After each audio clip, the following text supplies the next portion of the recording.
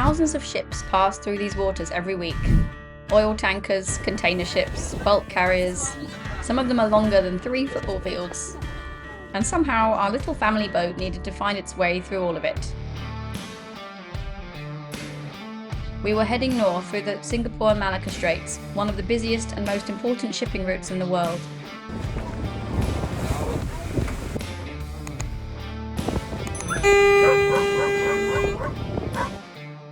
Only a few hours after beginning our journey, the Singapore police were already pulling alongside. They started with the usual questions: how many people were on board, where we'd come from and where we were heading. Port Dickson, Port Dickson. So we are here, and they want us to go further away from the Singapore waters. So they want us to go, because in the other side of the TISS, it's very confusing because we're obviously with the boats going west. At the time, we were a little confused about why they wanted us further south. The traffic system around Singapore is far more complicated than a simple eastbound and westbound lane. Traffic streams merge, split and cross as ships enter and leave one of the busiest ports on Earth. Whatever the exact reason, thankfully after a short discussion they were happy for us to continue. That first night, Timo stayed on watch for most of the hours of darkness. Between the shipping traffic, fishing boats and the constant stream of AIS targets crossing the screen, there wasn't much opportunity to relax.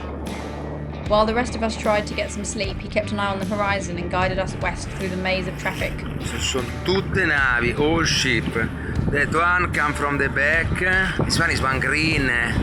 You go forward like this. It's very difficult. This one got to come. Guarda questa qua. Mi passo vicino. Cazzo che mi passo is anchor just outside to the commercial line. I don't know if you realize, but the ship here on the side is really giant. It's really one ship over 70, 100 meter boat. But the container ship, that is a giant evergreen. And me I pass below.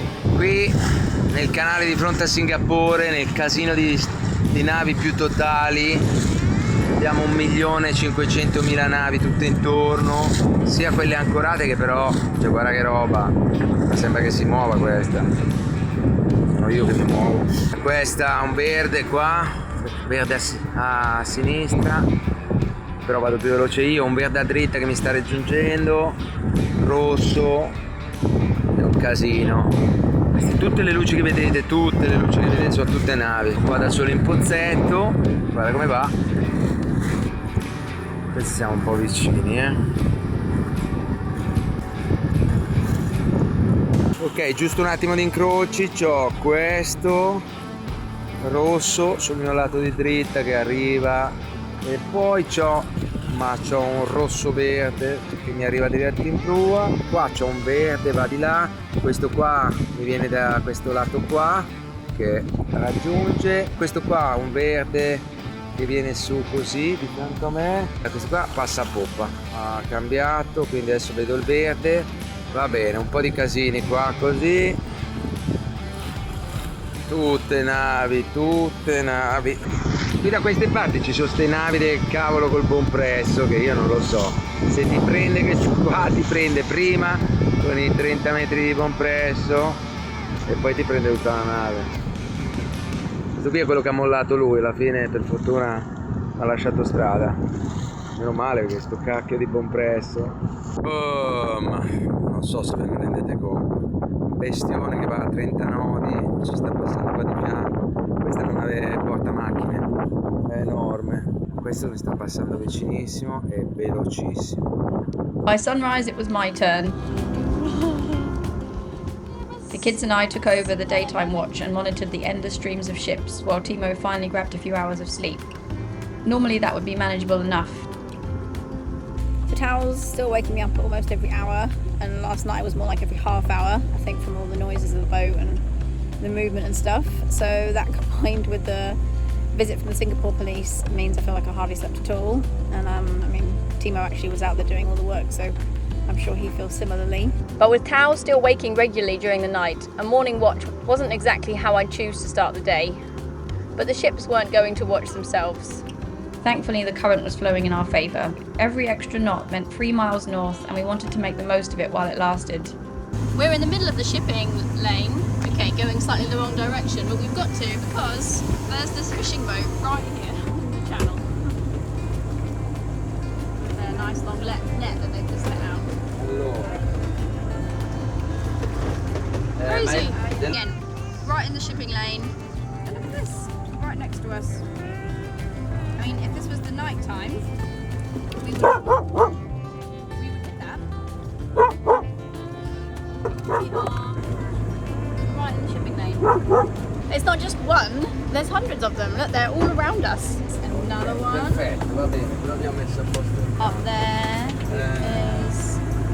there is another one. Over there is one. As evening approached, we started looking for somewhere to spend the night. Rather than continuing after dark, we anchored beside the shipping lane, as close to shore as depth would safely allow. Then we'd continue again in the morning. So we're anchored here in the middle of nowhere. The current's kind of with us and against us, you know, every 6 hours roughly with the tide. So we've stopped also because it's getting late and we don't want to do it at night. So yeah, we've just pulled over. You can see some ships are still over there. But yeah, we've just pulled over to like the edge of the shipping lane to like a depth that we're happy to anchor in. And here we are, all alone. We're going to leave a lot of lights on tonight. It's coming. Lightning is coming. Oh no. As the evening arrived, so did dark clouds on the horizon. What do we do? Thunderstorms are simply part of life in this part of the world. I'm watching you.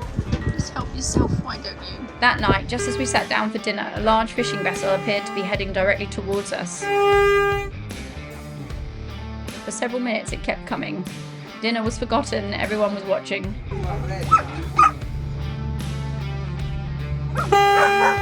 Eventually it slowed, passed nearby and continued on its way. We're fairly sure that they were simply curious about who we were and what we were doing anchored out there. Still, it certainly made dinner more exciting. So it's been quite tiring this trip. It's just the three of us, me, Timo and one other crew member. Often we are more. So there's not been so many people for the watches. And with the two kids who need pretty much constant attention or just, you know, someone to stop a catastrophe from happening or follow them around and clean up the disaster that seems to follow them around, especially Tao.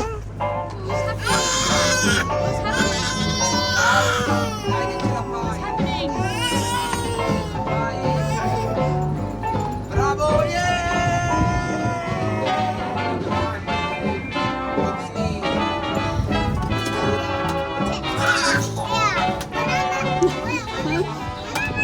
do you make of all this, eh?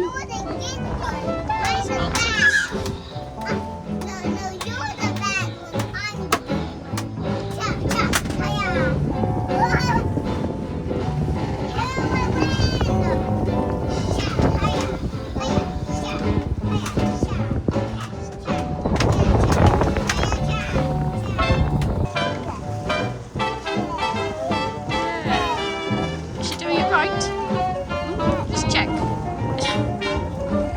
Yeah, was it good? Looks good, doesn't it? So I would say it's kind of a difficult age for Tao because he's too old, as in he's not just lying there sleeping all the time. He's on the move, but he's too young to understand the instructions, you know, things like don't go there, don't do this, stop it, that is dangerous, you could fall overboard. One of us has got to keep an eye on him at all times, probably follow him around. So yeah, keeping an eye on him is a full-time job.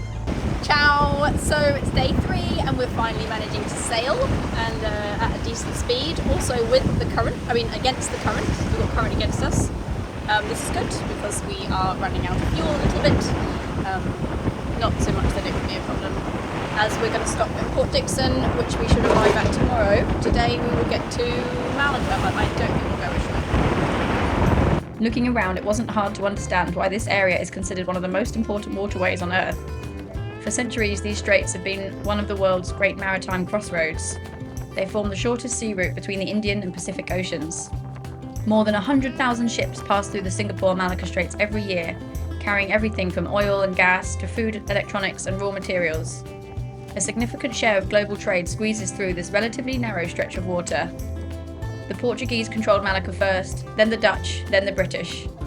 Today the surrounding waters belong to Malaysia, Singapore and Indonesia, but the Straits remain strategically important to economies all over the world. For us though, it was simply the road north. People often assume the ships are the scary part, but to be honest, we're usually more concerned about fishing boats and fishing nets. The big ships follow the rules, they broadcast AIS, they display the correct navigation lights, they maintain professional watchkeepers, they're generally predictable. Fishing boats, however, can be another matter entirely. A ship hitting us would be catastrophic, but a fishing net wrapped around the propeller is a far more realistic concern. Allora, queste sono delle navi piattaforma che arrivano, buttano giù le gambe, che però di solito si vede la parte estesa delle gambe fuori sul ponte, e poi questa qua è molto strana perché è cilindrica, quindi immaginati come naviga male, però è una piattaforma, ma prima galleggiava, vedi che anche l'anti-fouling è stranissima. Di solito sono fatte a forma di nave e hanno le gambe, questa qua c'è anche scritto Intership, questa qua invece è un cilindro che l'hanno fatto galleggiare fino a qua, ha buttato giù le gambe telescopiche ed è già partita a fare la piattaforma. Tra l'altro strano che di solito ha anche un comignolo, boh, comunque è bellissima, piacerebbe averne una, bella. Good morning. So we are on day 4. Last night we anchored by this island over there, which actually was quite pretty, but we didn't go ashore because our dinghy's up and we couldn't be able to put everything in the water. As today we've got another long day, 40-50 miles to Port Dickson, where we're going to stop and get more fuel. Nothing much to report. It's a bit grey. There's Malacca over there. We nearly decided to take a detour and stop, but I think we decided we don't have time, so maybe we'll do it on the way back. Life aboard carried on much as normal, because for us this isn't a holiday boat, it's our home. Breakfast still needs making, the washing still needs doing, the boat still needs cleaning, and the kids still need entertaining. While we're underway, the boys move between the cockpit and the cabin, finding ways to fill the hours. Drawing, reading, playing games. So good! I like it!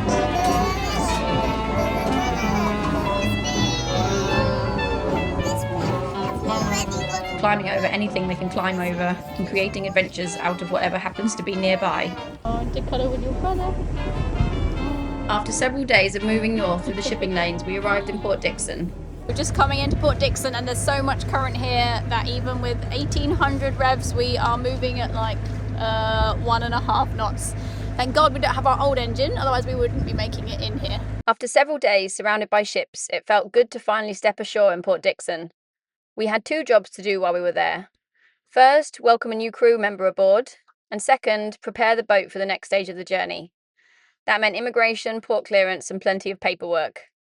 It also meant filling the fuel tanks, restocking the food lockers, and loading up on fresh supplies. We're here in Port Dickson now to do the provisioning. We found a trolley to put our diesel canisters in. Yeah, and the dinghy is there, the boat is there. And conveniently, near the beach where we landed the dinghy, we found what appeared to be an abandoned supermarket trolley. Whether it officially belonged there or not, it made moving provisions considerably easier. 140 litres of fuel! Okay, here we are getting a new crew member, so we have to go and we're supposed to do domestic clearance in every port that we arrive in, that we visit, but we need to clear on a new crew member, which involves going to the harbour master, then going to customs. Now we're going to immigration, then we go back to the harbour master, and then we go to customs, and then hopefully that's it. But we actually left it a little bit late because we've also had to get fuel and food and water, and Timo fixed the pump and the kids had a nap, so yeah, we have like 50 minutes. Let's see if we manage. With the paperwork complete, the fuel tanks full, the lockers stocked, and our newest crew member safely aboard, all that remained was to wait for the current. Timing matters in these waters. A favourable current can add valuable miles to your day. An adverse one can do exactly the opposite. So early the following morning, as the northbound flow returned, we weighed anchor and headed back out. 4 adults plus 2 kids and a dog aboard now.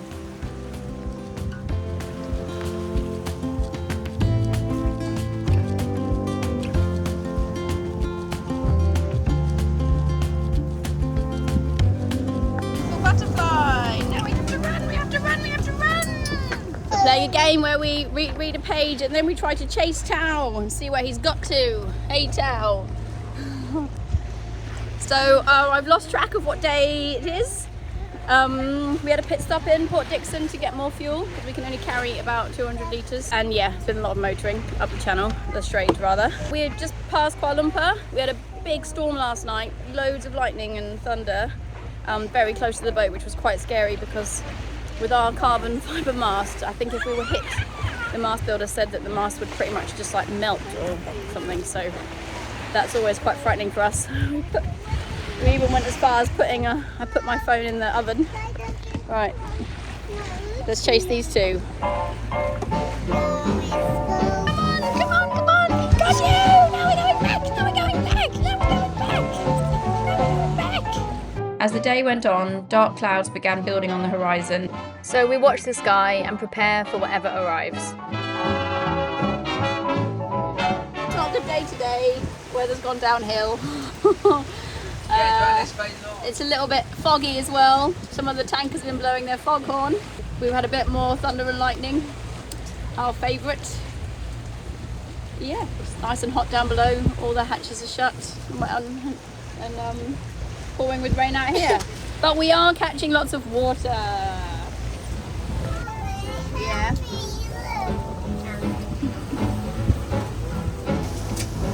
Fortunately, there's one advantage to all the rain. Our water tanks rarely stay empty for long. Every squall is an opportunity to collect more fresh water. When lightning starts moving through the area, we also have a routine for our electronics.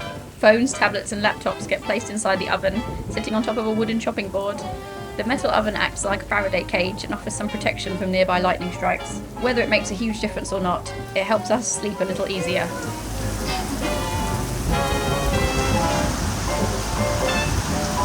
Sailing in the tropics. Oh, what fun we're having.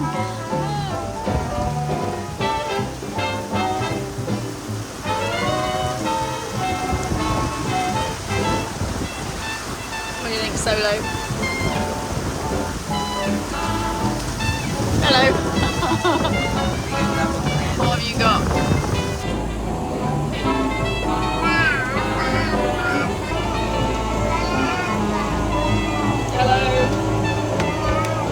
Come inside. Somebody's come actually inside the bucket.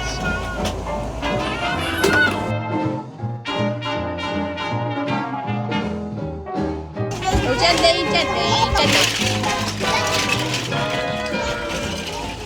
The following day settled into a familiar rhythm.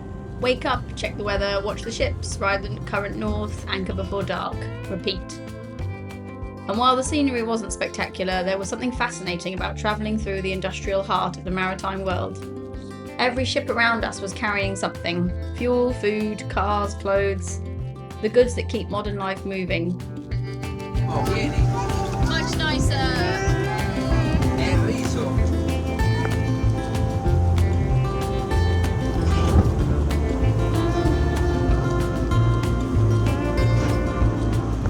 Quite the difference now, considering it was only this morning. We were in the cloud of rain, and now we have this lovely blue sky and sunshine. Hey, mister. A lot of fishing boats here. Lucky that it's daylight. A lot of motoring on this trip, sadly, but thank God for our new nanny.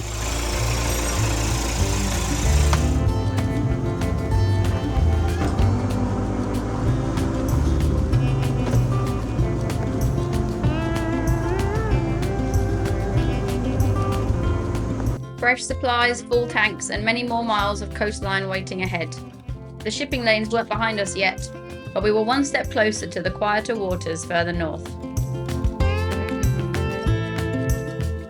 Oh, what a different way the day has ended to how it started. You can see that beautiful sunset, the blue sky, calm seas, a bit of fiddling, which I don't get to do very often anymore. The only thing that's missing is the wind, sadly. We missed each other! We missed each other! Yes, we have!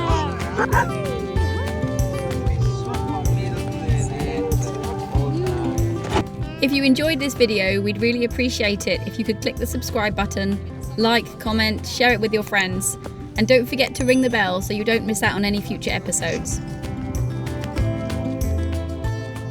If you'd like to support our journey in these videos, you can join our Patreon crew or leave a one-off donation via our Ko-fi website or PayPal. I'll put the links in the description below. Every contribution helps keep us sailing and filming. Thank you so much. Yeah, but He it's wanted very, to say something it's very strange. It's good because they keep one baby of land. Maybe you wanted it. They have the stomach, they don't eat.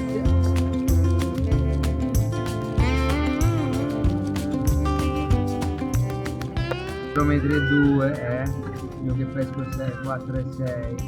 Qui questo scandaglio dai numeri, c'è l'acqua marrone piena di terra e noi navighiamo così. Ci fidiamo della carta, anche se le carte, lo sappiamo, non sono precise. Guarda, da 40, 30, 24, 19, 15, 12, 10, 8, 7, 6, 5, tocchiamo, pronti, tocchiamo! C'è anche il cane abbaia. Vabbè, questa è la condizione con l'acqua marrone così. Ecco, scandaglio va in palla.